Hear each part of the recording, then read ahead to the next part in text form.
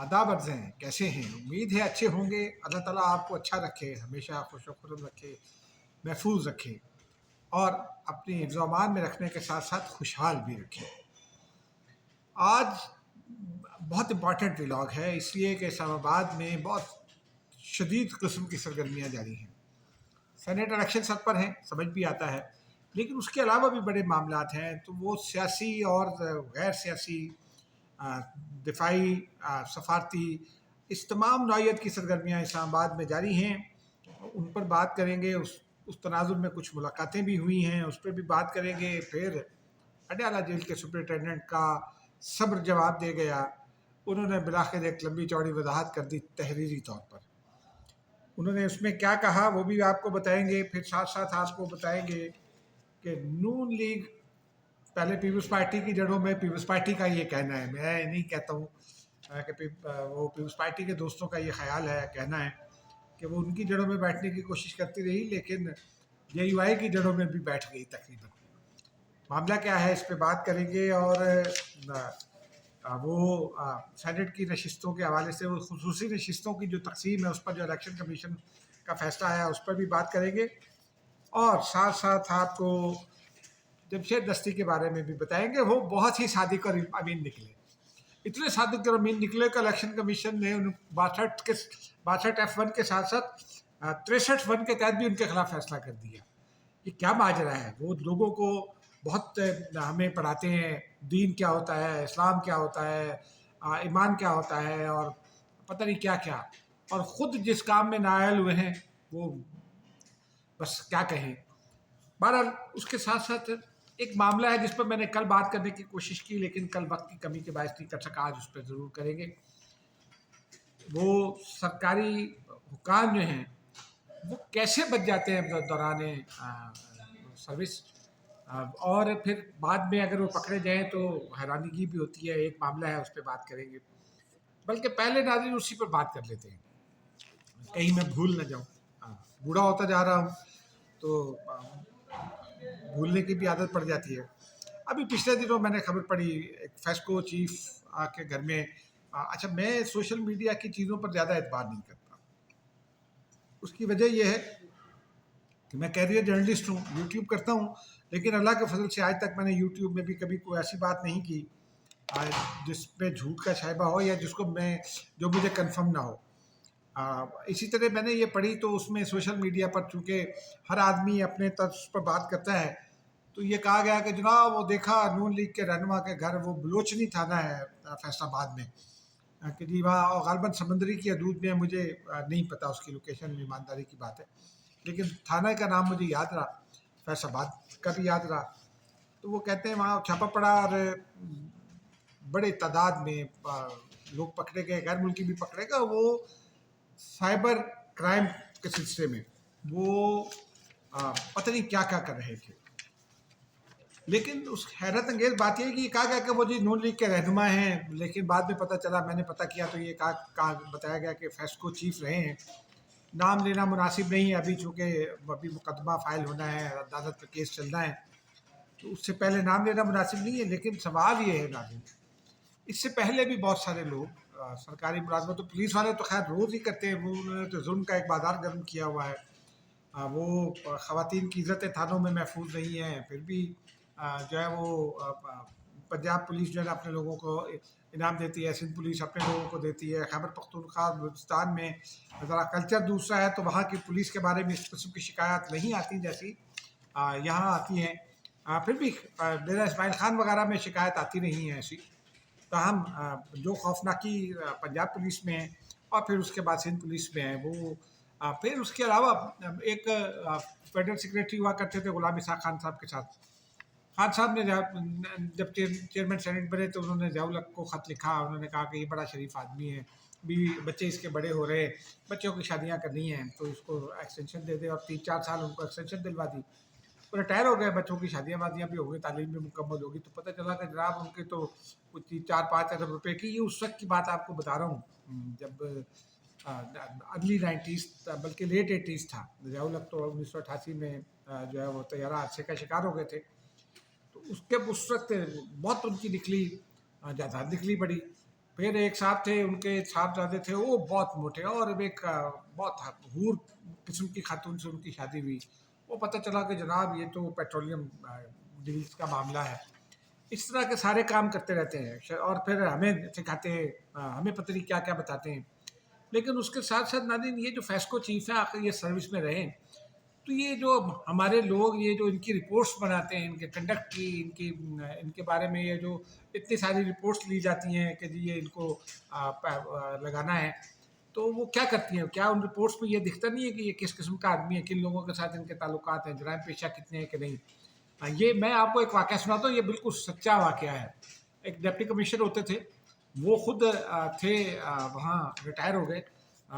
وہ یہ واقعہ انہوں نے سنایا مجھے، میرے وہ دوست تھے، ضیاء کے زمانے کی بات ہے.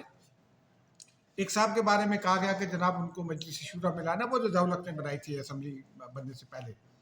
تو مجلس شورا میں ان کا بھی نام تھا. ان کے بارے میں وہ جو رپورٹس مانگتے ہیں، ڈسٹرکٹ ایڈمنسٹریشن کی پولیس رپورٹ مانگتے ہیں، ان کے بارے میں یہ کہا گیا کہ جناب یہ تو فلاں فلاں کام کرتے ہیں، یہ ہیروئن کے اڈے کو بھی سپلائی کرتے ہیں، یہ فلاں جرائم میں بھی ملوث ہیں، یہ فلاں جرائم میں بھی ملوث ہیں، اور ایک جرم میں تو ان کو اتنے سال کی سزا ہو چکی ہے، یہ بھگتی ہے انہوں نے سزا، شاید 1 سال کی تھی یا 1.5 سال کی تھی یا 2 سال کی.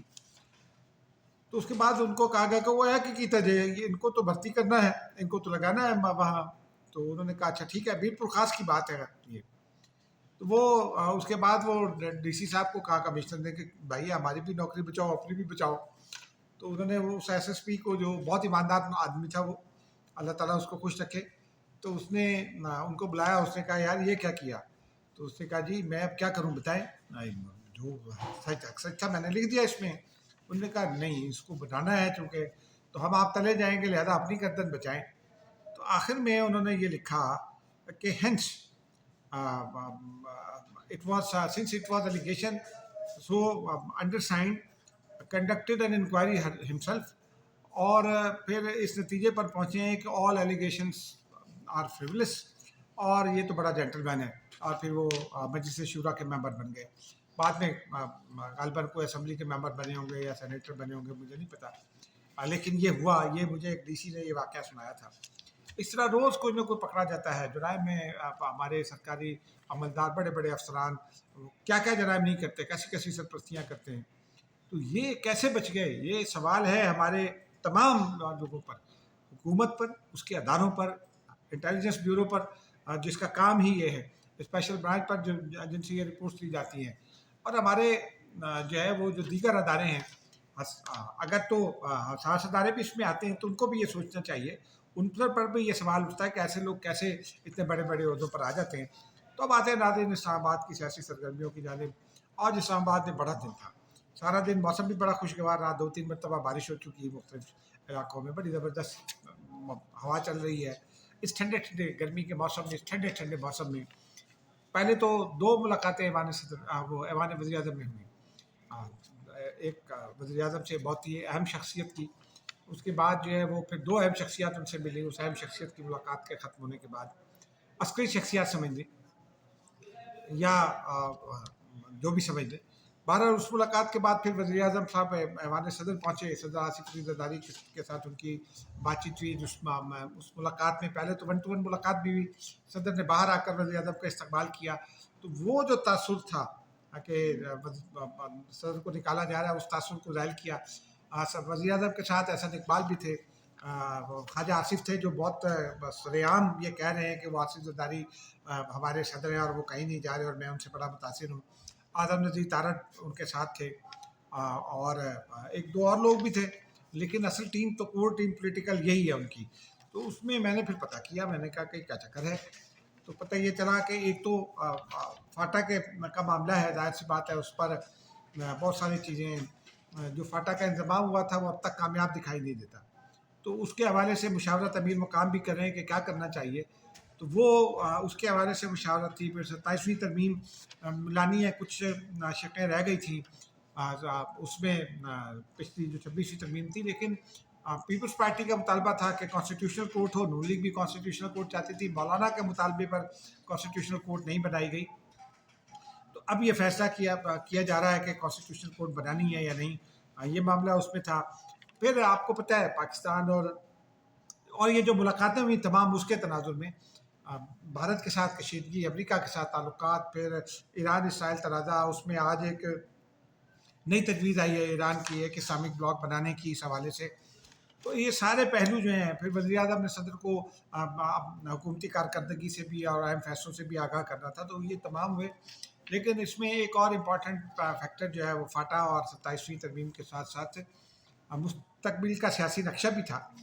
اس میں آبویسلی وہ جو اڈیالہ جیل میں قید ہیں عمران خان صاحب، ان کے حوالے سے بھی چونکہ مذاکرات کی کوششیں ہو رہی ہیں، تو لگتا تو یہی ہے کہ حکومت مذاکرات کا ڈول ڈالنا چاہتی ہے، تو اس تناظر میں بھی غور ہوا ہوگا. لیکن سینٹ الیکشن سر پر ہے، تو آج سینٹ الیکشن کے حوالے سے ایک تجویز بھی دی ہے. ڈاکٹر عباد اللہ جو ہیں خیبر پختونخوا اسمبلی میں اپوزیشن لیڈر، انہوں نے گورنر کو تجویز دی ہے اور اپنی پارٹیوں کو بھی دی ہے، پی ٹی آئی کو بھی دی ہے. وہ یہ کہتے ہیں کہ اگر ہم یہ کر لیں کہ آپس میں معاہدہ کر لیں، جیسے پچھلے الیکشن میں پنجاب میں ہوا تھا، تو پی ٹی آئی کے پاس بھی نشستیں آ جائیں گی، ہمارے پاس بھی آ جائیں گی، اور یہ جو الزامات لگتے ہیں دھاندلی کے پیسوں کے، تو یہ نہیں لگیں گے. یہ ایک اچھی تجویز ہے.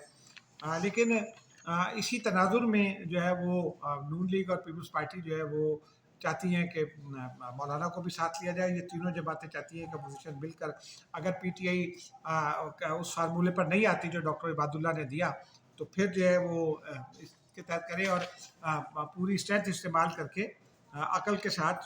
اور چونکہ پیپلز پارٹی کو اس کا ایکسپیرینس ہے کہ کیسے وہ جو پہلی ترجیح کس طرح ہوتی ہے، دوسری ترجیح کس طرح ہوتی ہے، تو اسی سے نشستیں جیتی جاتی ہیں. تو وہ چاہتے ہیں کہ اس طرح جیت لی جائیں. پیپلز پارٹی چاہتی ہے ان کے طلحہ محمود اور ربینہ خالد جیت جائیں. یہ معاہدہ بھی ہے کہ ربینہ خالد کو جے یو آئی اور وہ ووٹ بھی دیں گی. مولانا کے دلاور خان ہیں جو کمزور امیدوار ہیں، لیکن ٹیکنوکریٹ کے نشست پر ان کو پیپلز پارٹی اور نون لیگ ووٹ دیں گی. یہ پہلے سے پچھلے فارمولے میں طے تھا. اور نون لیگ کے جو ہے امیر مقام، ان کے صاحبزادے کو سینٹ کا ٹکٹ دیا گیا ہے جنرل نشست پر، تو ان کو پیپلز پارٹی اور نون لیگ ووٹ دے گی. طلحہ محمود کے ووٹ کے لیے بات چیت ہو رہی ہے، اور 2 دن میں یہ کہا جا رہا ہے کہ دونوں جماعتیں جو ہیں، تینوں جماعتیں اپنے مستقبل کے رائے عمل کا اعلان کریں گی. تو ایک تو یہ تناظر تھا اس کا، ان ملاقاتوں کا. لیکن اس میں ناظرین اس کا ایک امپارٹنٹ پہلو یہ ہے کہ وہ جے یو آئی جو ہے وہ بہت ناراض ہے. وہ کہتی ہے کہ نون لیگ ہماری جڑوں میں بیٹھ گئی، بلکہ ایک حساب سے بات ہوئی تو پیپلز پارٹی والے بھی یہ سمجھتے تھے کہ نون لیگ ان کی جڑوں میں بیٹھنے کی کوشش کر رہی ہے. اب آج الیکشن کمیشن کا فیصلہ بھی آ گیا. وہ اس کے حوالے سے گزشتہ روز مولانا حیدری نے کھل کر شکایت بھی کی تھی، اور مولانا حمداللہ بھی شکایت کر رہے ہیں کہ وہ مولانا کو 10 نشستیں ملی تھی، نون لیگ نے چیلنج کر دیا، تب ان کو 9 ملی ہیں. ایک نشست خواتین کی وہ نون لیگ نے چھین لی ان سے. اور جو اقلیتی نشست ہے اس کے اوپر ان کے درمیان ووٹ ہوگا، ٹاس ہوگا. اسی طرح پی ٹی آئی پی جو ہے پی ٹی آئی پارلیمنٹیرینس، اس کے اور اے این پی کے درمیان بھی خواتین کی ایک نشست کے لیے ٹاس ہوگا. پیپلز پارٹی کو 5 نشستیں ملیں گی. تو اس طرح جے یو آئی اور نون لیگ کی 9 نشستیں ہو جائیں گی.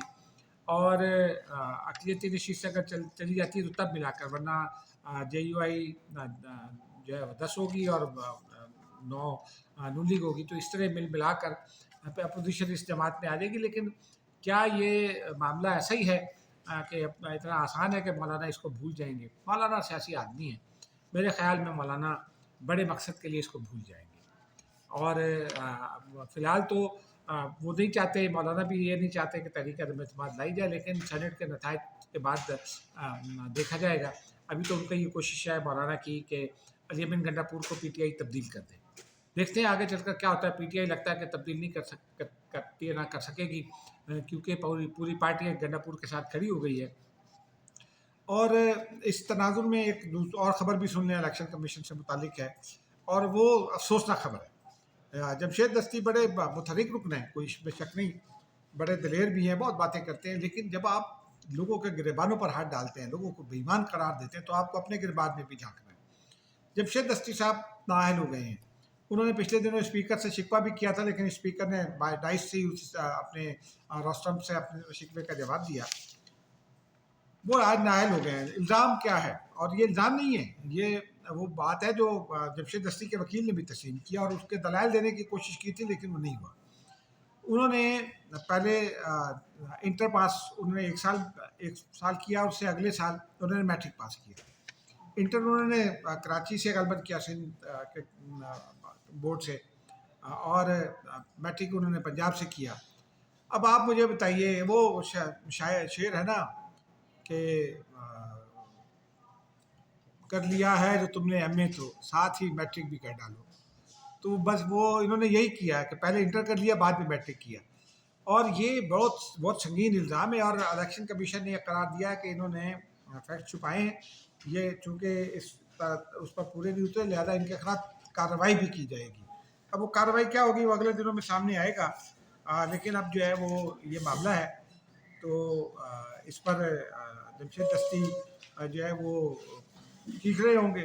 کل پرسوں بھی آئے تھے، پڑھ کر کہیں کچھ کہہ رہے تھے، اب دیکھتے ہیں کیا ہوتا ہے۔ وہ اگر جمشید دستی ہو سکتا ہے عدالت جائیں، اگلی عدالت سے بھی یقینی طور پر وہ نااہل ہو جائیں گے۔ اس کی وجہ یہ کہ وہ سرٹیفکیٹ انہوں نے خود جمع کرائے ہیں، کسی اور نے نہیں کرائے۔